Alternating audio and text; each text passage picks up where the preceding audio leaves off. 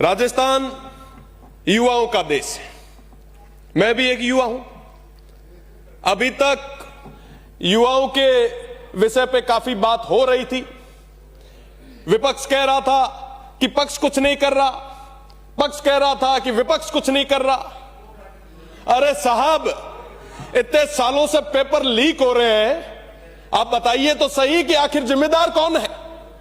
आज तक किसी ने जिम्मेदारी ली क्या?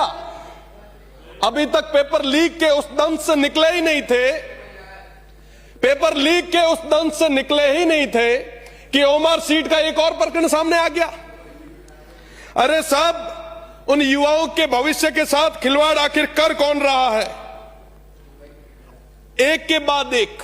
साहब, हम हमेशा देखते हैं जब भी कोई परीक्षा होती है, बहनों के मंगलसूत्र उतार दिए जाते हैं, उनकी चोटियां काटी जाती हैं, मेरे सिख सरदार भाइयों की पग उतारी जाती है, और वो तमाम लोग इसलिए सहयोग करते हैं कि काश ये पेपर लीक रुक जाए।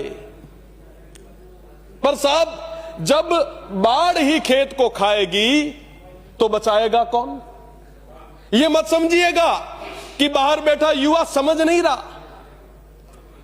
वो समझ रहा है, वो देख रहा है।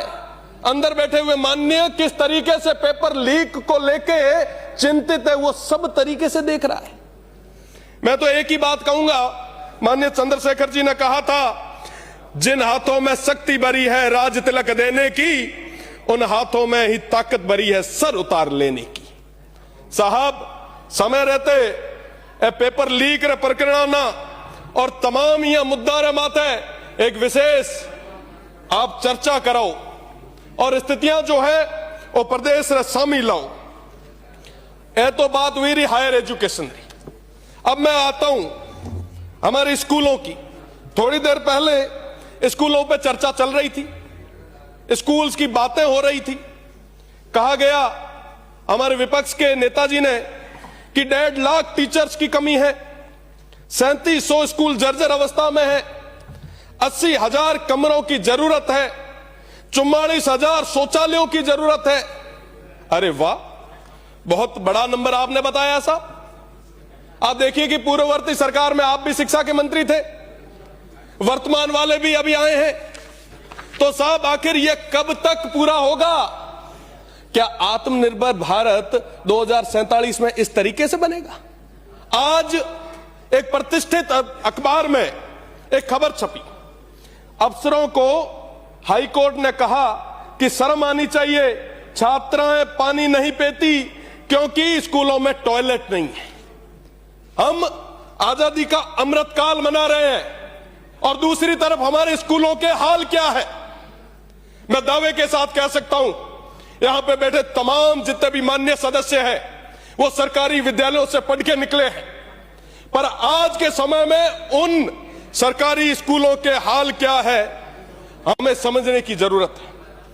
कहीं स्कूलें गिर रही है, कहीं मासूम बच्चे इस सिस्टम की भेंट चढ़ रहे हैं और हम सब मुख्य दर्शक होकर बैठ रहे हैं। बाबा साहेब ने कहा था, शिक्षा वो शेरनी का दूध है जो जितना पिएगा उतना दहाड़ेगा। पर आज क्या हो रहा है? क्या इस तरीके से हम तक्षशिला बनाएंगे? इस तरीके से हम नालंदा बनाएंगे? क्या इस तरीके से हम विश्व गुरु बनाएंगे, जहां एक 12वीं की स्कूल में एक एक अध्यापक के भरोसे छोड़ रखा है? आज इस तरीके की स्थितियां बन गई है। हम गौरवमय अतीत की बात करते हैं, हम खुशहाल भविष्य की बात करते हैं, पर इन आने वाली पीढ़ी की बात कौन करेगा? मान्य, इनकी बात करने की जरूरत है।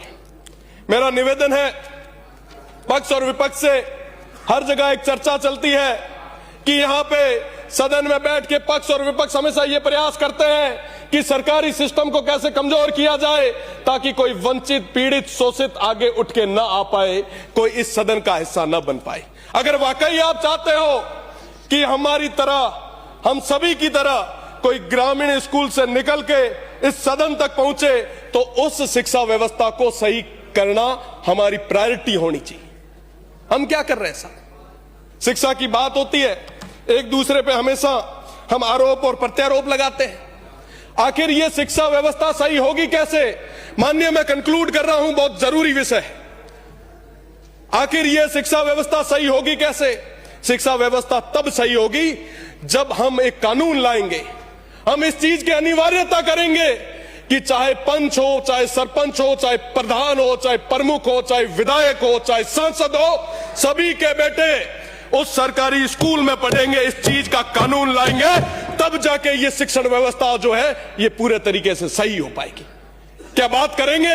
मैं तो यहां खड़ा रह के माननीय मुख्यमंत्री जी से कहना चाहूंगा कि आप ऐसा नियम लाए, हम आपका सहयोग करेंगे और मिलके, और आप देखें अगर ऐसा कानून राजस्थान में आता है कि साथ ही साथ अधिकारियों के भी जो पुत्र हैं वो सरकारी स्कूल में पढ़ेंगे, तो निश्चित रूप से ये जो शिक्षण व्यवस्था है ये सही होगी। आज के समय में आप देखेंगे कि कोई भी सक्षम व्यक्ति सरकारी स्कूल की तरफ नहीं जाता, कोई ध्यान नहीं देता, ना हम देते हैं ना सरकारी सिस्टम देता है। आम आदमी, गरीब व्यक्ति, वंचित व्यक्ति का जो पुत्र है वो वहां पढ़ता है। पर क्या साहब हमें उसकी चिंता है? इस तरीके से अगर चलता गया तो क्या हम विश्व गुरु बन पाएंगे?